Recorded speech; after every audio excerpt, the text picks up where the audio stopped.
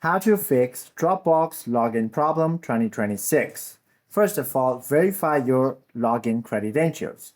Make sure that you type in the correct password as well as your email address or your phone number. And also make sure to turn off VPN and proxies on your device. And also make sure that you have a strong and stable Wi-Fi connection. If you don't have one, simply switch to different network. And also make sure to check the device limits because Dropbox Basics account are limited to 3 linked devices. If you hit this limit, you must log out of an old device before logging into a new one.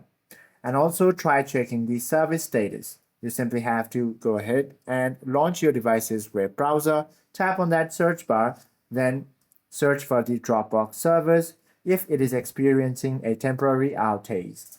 Hope this video helps you out a lot. If you have any questions or queries, do comment down below.